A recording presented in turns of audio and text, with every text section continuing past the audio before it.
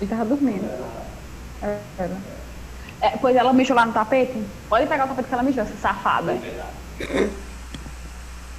Acho bom os áudios de vocês, que vocês esquecem de minimizar. Gente, vamos lá então, vamos começar, tá? Eu vou gravar nova. Acho que eu já gravei, já comecei a gravar. Quem foi que colocou pra gravar, hein? Que nem foi eu. Vocês têm essa autorização? É pra gravar sem minha permissão? Nem sabia disso. Tainara, teu áudio é maravilhoso. Não, foi tu que botou, criatura. Ai, foi, eu tô meio lesada então. Ei, gente, vamos lá. É, vamos voltar, eu vou espelhar novamente onde a gente parou, tá?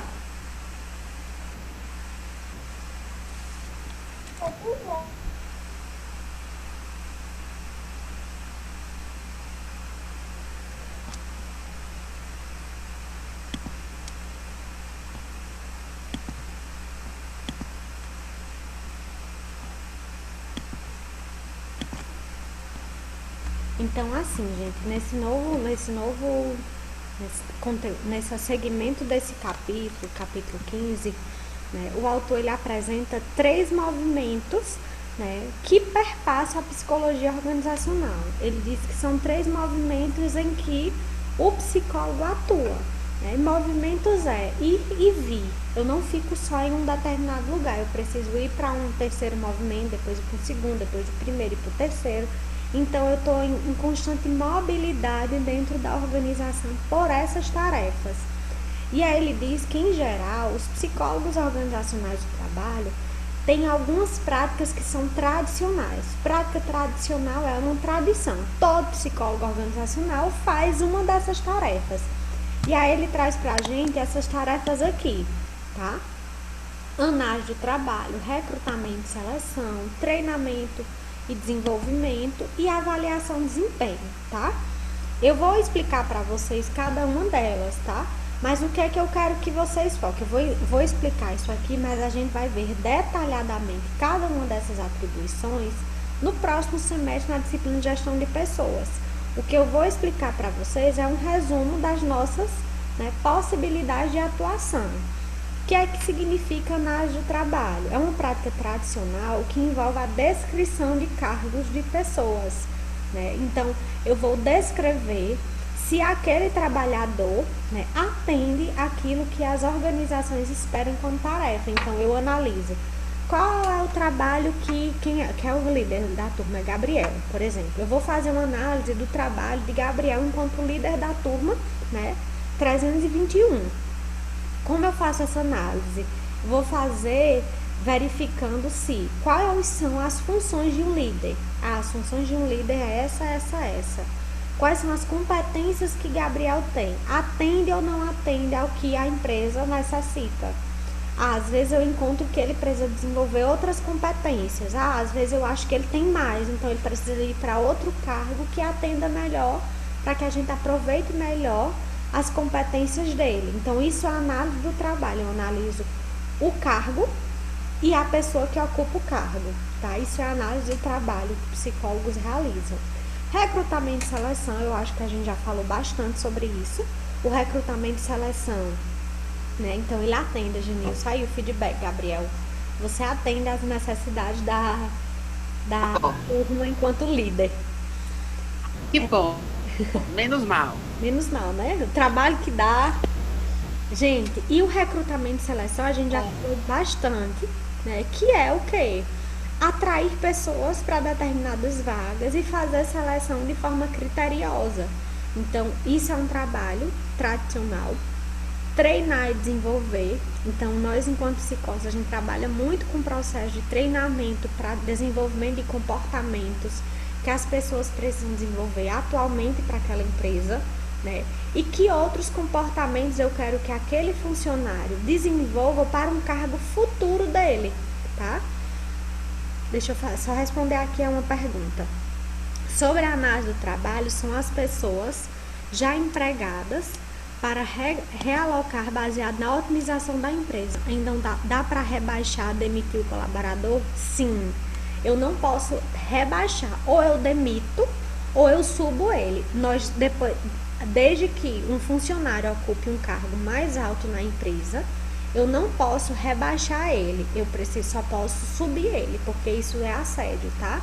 Pela nossa consolidação trabalhista de leis, que eu sei que está mudando muita coisa, né? Professora, repete, por favor, cortou aqui? A pergunta? Sim. A pergunta foi ainda sobre a análise do trabalho. Uma aluna perguntou o seguinte: são as pessoas já empregadas para realocar baseado na otimização da empresa? Sim.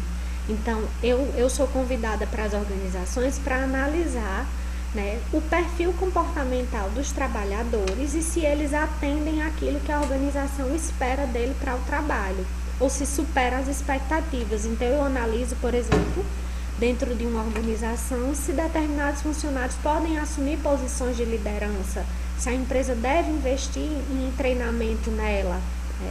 Eu nunca posso olhar para um funcionário no sentido de dizer assim, ele não dá para essa função, rebaixe ele de função.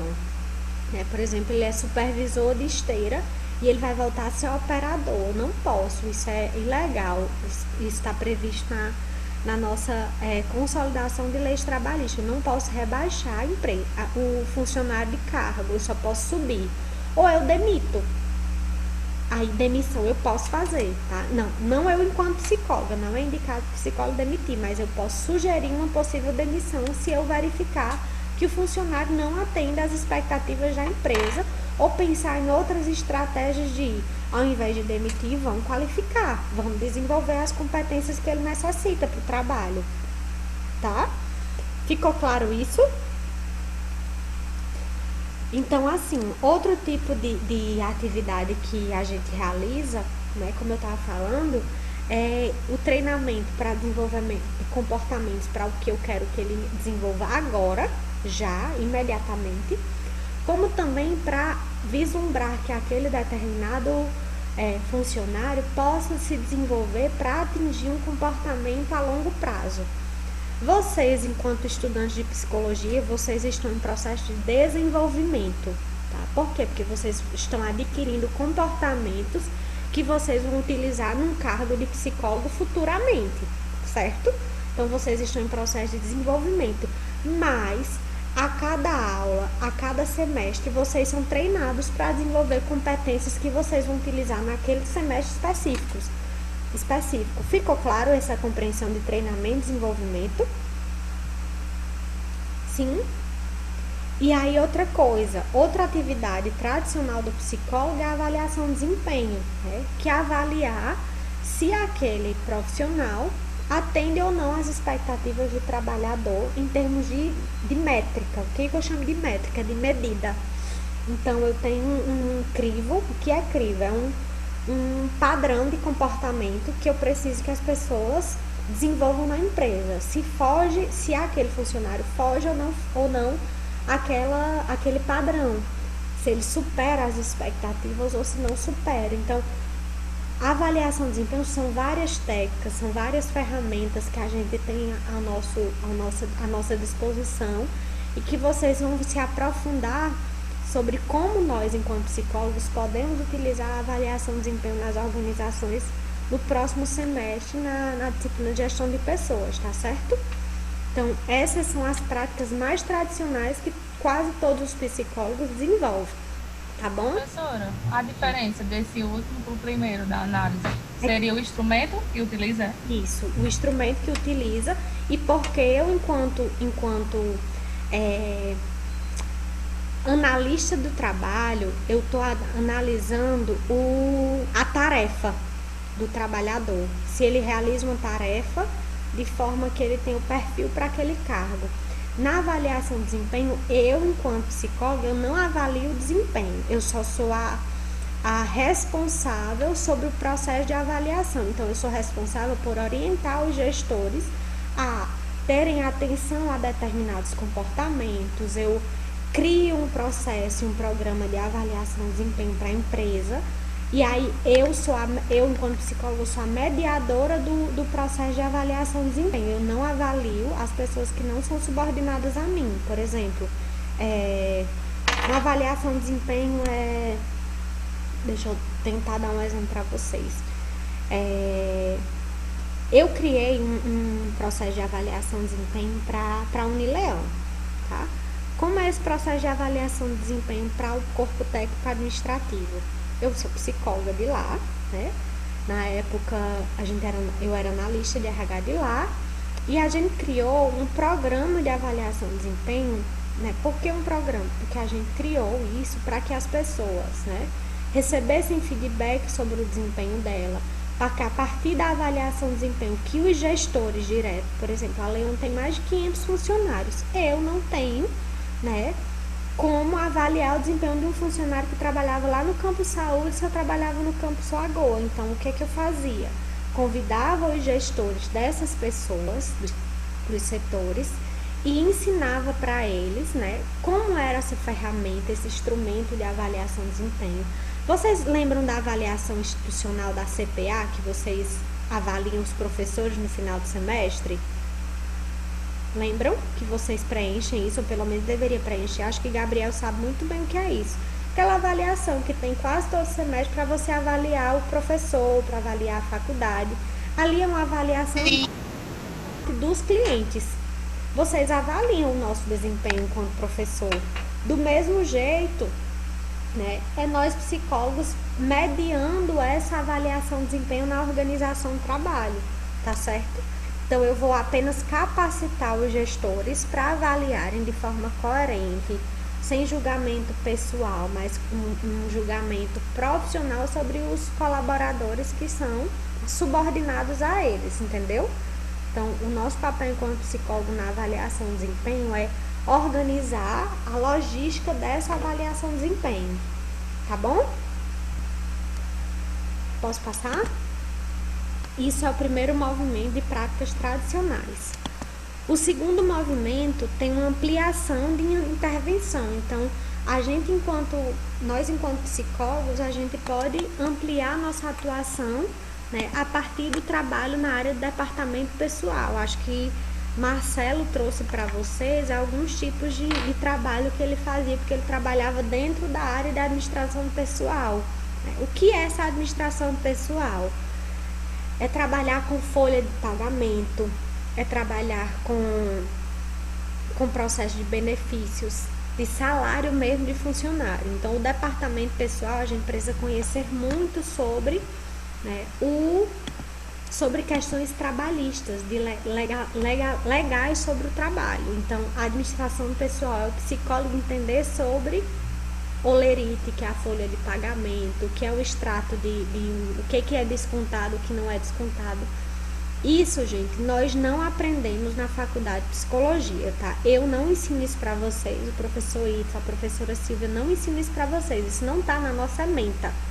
Mas, se vocês tiverem interesse em ser psicólogos organizacionais, vocês precisam fazer um curso à parte, tá? Outro tipo de atividade é a de qualificação. Quando ele traz uma ampliação de intervenção, é quando ele traz a ideia de treinamento e desenvolvimento para fora do ambiente só empresarial.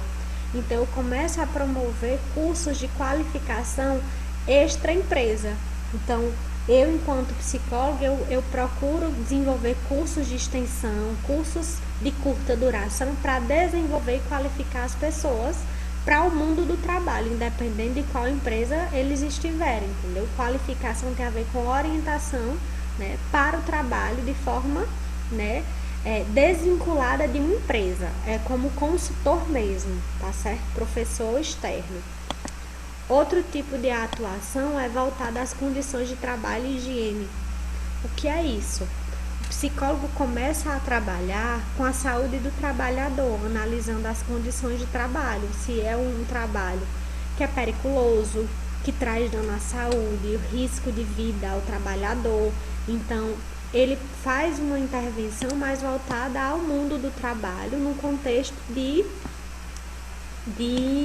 saúde, de adoecimento do trabalho. Que riscos podem desenvolver por um ruído eminente no trabalho, sobre as condições de natureza mesmo, ergonômica do trabalho. Então, você pode ver que tem empresas que elas têm todos os recursos ergonômicos, cadeira com apoio de pé, com apoio de mão.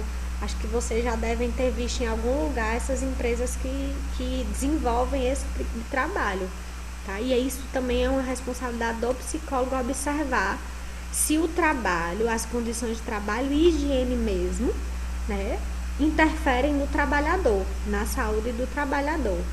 O outro tipo de intervenção são as voltadas às relações de trabalho. Então, o psicólogo ele começa a atuar como consultor para promover, né, uma maior harmonia no trabalho, nas relações interpessoais das pessoas no ambiente de trabalho. Então, é trabalhar com grupos, com equipes de trabalho, é trabalhar com o desenvolvimento de equipes para que o trabalho seja o mais harmônico possível dentro do trabalho. Então, eles entram com essas relações de trabalho dentro da organização. Por exemplo, agora com a Covid-19, né, eu estava lendo alguns artigos e aí os teóricos da psicologia organizacional, eles dizem assim, o papel nosso enquanto psicólogo, principalmente das empresas que não fecharam por conta da Covid-19, o nosso papel é minimizar os conflitos, porque está tendo muito conflito entre os funcionários com eles mesmos, entre colegas de trabalho, como também entre trabalhador e empresário. Então, o nosso papel é minimizar esses conflitos, fazer uma relação, né, de gestão, né, desses conflitos que porventura venham a aparecer, tá? E estar atento. Diz. Alô? Oi, quem tá falando? Tu quer falar, Aline? Eu acho, né? Eu não. É porque tem outra Aline. Então tá, vamos passar. Deixa eu voltar. E a outra atribuição é que o psicólogo ele está fazendo mais pesquisas voltadas a essas mudanças organizacionais. Então, como é essa intervenção a partir de mudanças organizacionais? É estar atento às questões de desemprego, às questões de saúde, às questões trabalhistas. É estar atento a tudo que está mudando no contexto voltado ao mundo do trabalho, porque essas mudanças impactam nas mudanças da organização. E as empresas sempre estão um passo à frente para mostrar para os gestores das organizações o que a gente precisa mudar para prevenir possíveis acidentes ou possíveis tipos de desgaste das relações trabalhistas. Então, nosso papel é estar à frente, né, dessas mudanças e trazer e contribuir para que essas mudanças atinjam de forma muito branda, né, impactem na subjetividade do trabalhador de forma muito mais branda do que como essa Covid-19, gente, afetou e muitas empresas foram pegas de surpresa. Mas para algumas outras, eles já estavam sim se preparando. Eles já previam que esse tipo de vírus ia aflorar e que ia ocasionar esse tipo de problema que a gente está vivendo hoje, né? E muitos deles tiveram a contribuição de psicólogos organizacionais que estavam pesquisando sobre isso e o que fazer se isso de fato acontecesse, tá? Outro tipo de intervenção, né, de mudança organizacional, de movimento organizacional, é nas intervenções em âmbitos mais complexos. O que é que ele quer dizer com isso? Né? Que existem dentro do trabalho algumas situações que são mais complexas de serem resolvidas. Como eu falei para vocês, não existe receita de bolo para nenhuma atuação. Existe o nosso código de ética, que é onde a gente vai nos validar enquanto atuação. E o que é que ele orienta para a gente enquanto psicólogo? Que nós precisamos ter conhecimento sobre o trabalho, né, que a gente vai realizar, conhecer todo o trabalho. Então, quando eu digo aos meus alunos de estágio, eu digo, tem alguns que trabalham em indústrias, né, que faziam estágio em indústria. E eu digo assim, olha, primeira tarefa que você vai fazer é ir lá para a linha de produção. Vá lá conhecer como é que as pessoas trabalham, o que é que eles fazem, como realizam. Conheçam o processo de trabalho, tenham consciência, né? O que é ter consciência? Né? Ter conhecimento e ciência mesmo das atribuições que cada pessoa tem, né? E que cada setor traz de contribuição para atender a missão daquele trabalho, daquela organização. Então, o meu papel enquanto psicólogo é fazer uma articulação mesmo alinhada. É esse processo bem aqui que eu tô falando, que eu desenhei para vocês. É um caminho, né? Conheço o trabalho, tenho consciência do que as pessoas fazem, de como elas contribuem, né? Como o setor que ela trabalha influencia na missão da organização, e a partir daí quais são as estratégias que a empresa tem para crescer, para se desenvolver, e como os profissionais vão crescer também com a empresa. Ficou claro esse movimento? Então, o que a gente precisa ter enquanto transparência da atuação do psicólogo é que o nosso dever é conhecer o trabalho que as pessoas fazem lá dentro, né? Conhecer como esse trabalho influencia nas decisões e na missão que a organização tem. O que é a missão? Qual o objetivo final dela? Né? Como é que eu, Larissa, professora do curso de psicologia, da disciplina de psicologia organizacional, contribuo para que a Unileão atenda a missão, cumpra a missão dela enquanto instituição de educação? Entendeu? Eu ter esse conhecimento, né, e eu saber qual a importância, qual o meu papel dentro da organização. E muitas vezes eu, enquanto psicóloga, o meu papel é simplesmente assim: olha, você é importante aqui na empresa, o seu papel é fundamental aqui, né? E isso aparece de forma muito, muito natural no trabalho, tá? Então, esses 3 movimentos trazem pra gente lugares e possibilidades de atuação do nosso lugar enquanto psicólogo, tá certo? Dúvidas sobre esses 3 movimentos da psicologia organizacional do trabalho? Posso seguir? Larissa, queria só ver se eu entendi certo. Cada movimento é uma fase diferente de compreensão da atribuição do psicólogo na organização, é isso? Isso mesmo. É. Tá? Mais alguma dúvida? São movimentos e fases mesmo de atuação do psicólogo na organização. Às vezes eu já entro para terceiro movimento, às vezes eu tenho que entrar nas práticas tradicionais, e isso é muito moldado, né, de acordo com aquilo que a organização necessita naquele momento, tá bom? Então vamos seguir. Gente, dentro do nosso trabalho enquanto psicólogo, a gente precisa sair, né? E por muito tempo eu queria defender o lugar do psicólogo como aquele psicólogo organizacional que não trabalha só em empresa, tá?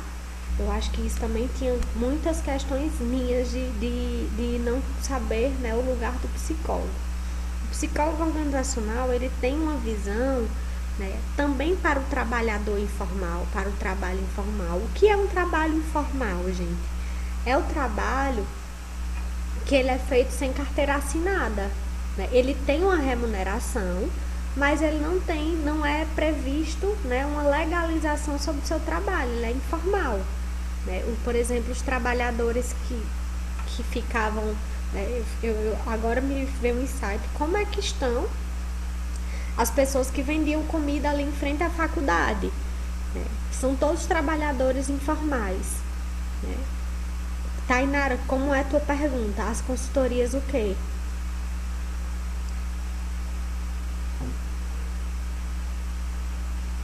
Que seria esse trabalho informal, se se encaixa?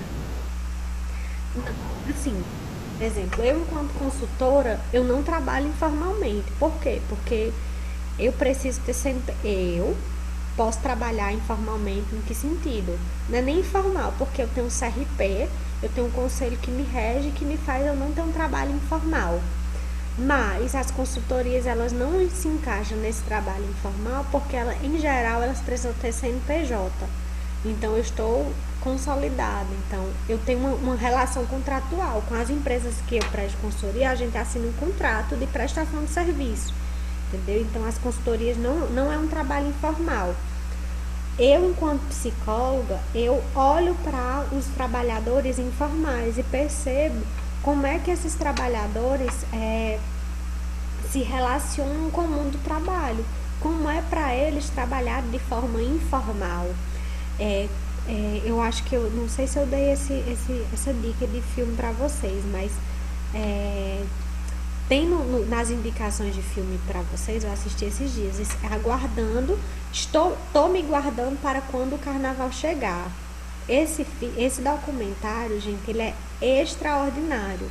As pessoas preferem trabalhar de forma informal porque ganham mais, né? Mas elas não têm nenhuma questão de direitos, por exemplo, eles não vão ter direitos trabalhistas nunca, então eles trabalham de forma muito avulsa. É um documentário que é muito bom, é feito aqui em Pernambuco para vocês assistirem. Indico e tem no Netflix, tá?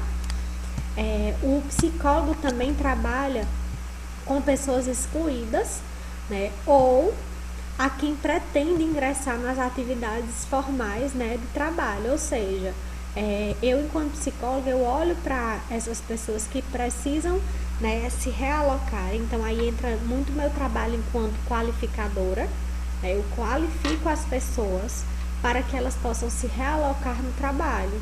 Então eu vou desenvolver competências daquilo que a necessidade do mercado de trabalho traz para o trabalhador. Ou seja, né, o psicólogo, para além das organizações, tem uma atuação independente de empresa. E aí talvez, Tainara, seja o que tu colocou. As consultorias, elas trabalham independente de estarem vinculadas a uma única empresa. Elas trabalham em quase, na que surgir, ou dependendo do contrato que elas fizerem, tá? Trabalho de forma muito desassociada de uma empresa. Eu não sou empregada da empresa, eu sou consultora. E aí a gente trabalha também com programas de orientação e reorientação de carreira. Então, existem muitos psicólogos organizacionais que atendem na clínica deles, né, para fazer a orientação de carreira das pessoas. Vocês não têm ideia que com essa crise que aconteceu, né, em 2012, se eu não me engano, teve muitas empresas, muitos funcionários que precisaram mudar de carreira. Era um CEO, um gerente master de uma empresa que ganhava seus 20 mil reais. Com a crise ele ganha R$1.000 e ele precisa buscar outras formas de pensar a carreira dele para poder se ajustar àquele possível salário que ele teria. Então, nosso trabalho é muito voltado para esse trabalho, para essas relações de orientação e reorientação de carreira, independente de empresa, tá certo? Vocês conseguem visualizar, né, alguma diferença entre psicologia do trabalho, psicologia organizacional e psicologia e gestão de pessoas? Vocês conseguem ver essa diferença dessas áreas? Sim ou não? Conseguem visualizar alguma diferença de psicologia organizacional, psicologia do trabalho e gestão de pessoas?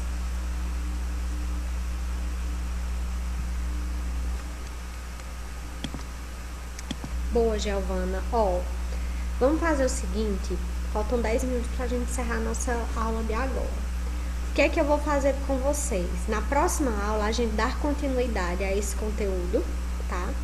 Mas eu quero que vocês pesquisem, eu não vou responder isso agora, eu quero que vocês pesquisem a diferença, se existe diferença entre psicólogo do trabalho, psicólogo organizacional e psicólogo na área de gestão de pessoas, tá certo? Então é uma tarefa para vocês fazerem agora em casa, né? Eu acho que já tem pouca, né? Mas enfim, só para que vocês pesquisem e façam uma busca rápida. Se existe uma diferença entre psicólogo do trabalho, psicólogo organizacional e gestão de pessoas, tá certo? Até aqui, gente, vocês estão entendendo? Tá claro? Eu tô passando rápido. Eu queria um feedback de vocês de como tá sendo essa disciplina para vocês nesse formato. Vou até parar, dar um stop aqui na aula para ver mais pessoas. Eu queria um feedback de vocês, se vocês estão acompanhando, se tá dando certo. Me deem mesmo um... Mulher, é porque travou aqui. Real? Poder repetir de novo a questão do formal lá. Do trabalho formal? Não entendi, Tainara, tua pergunta. Sim, porque eu só consigo pensar num consultor. No consultor, é assim, ó, o consultor, quando ele fala do psicólogo para além das organizações, é o psicólogo que ele atua, né, sem um compromisso com uma empresa. Ele não é empregado de uma empresa, ele não é psicólogo organizacional com carteira assinada naquela empresa, né? Mas isso não significa que ele seja um trabalhador informal, porque o trabalhador informal é aquele que não tem, né, regulamentação da sua atuação. E eu, enquanto consultora, nós, enquanto consultores em psicologia organizacional, a gente é um trabalho formal. Por quê? Porque, inclusive, tem como é que chama? Na consolidação de ocupações brasileiras, na classificação de ocupação no Brasil, né, o trabalho do consultor. E eu, em geral, quando eu vou fazer um contrato de prestação de serviço, eu coloco lá o CNPJ da minha empresa, eu coloco lá o meu CRP, que traz para ele uma formalidade de atuação, entendeu? Mas aí é o meu trabalho enquanto consultora, não é um trabalho informal, é um trabalho formal. O que eu quero falar para vocês, que o psicólogo, para além das organizações de trabalho, é que eu posso não ser consultora de empresa, eu enquanto psicóloga, né, eu posso olhar para o trabalhador informal. Se a minha visão, né, de pesquisador é olhar para o trabalhador que trabalha informalmente, como ele se sente, como ele reage. Então, tem uma perspectiva mais voltada para um pesquisador do mundo do trabalho. Hoje a gente tem, por exemplo, o professor Ítalo, que vocês vão estudar, vão ver ele daqui a alguns semestres. Ele é um pesquisador nato de trabalho informal. Então, ele estuda muito sobre o mundo do trabalho. Ele não é psicólogo organizacional, ele é psicólogo do trabalho. E aí eu já estou dando uns spoilers do que a gente vai ver na próxima aula, tá certo? Ficou mais claro, Tainara? Ou ainda tem dúvida? Ficou. Mais ou menos, né? Eu acho que o teu não ficou muito claro, não. Mas eu vou seguir e aí a gente tenta explanar na próxima aula. Gente, caso vocês queiram falar comigo no privado, eu estou à disposição. Eu acho que é muito importante que eu obtenha feedback de vocês sobre as nossas aulas, sobre os conteúdos, se vocês estão acompanhando. É uma disciplina que ela é teórica.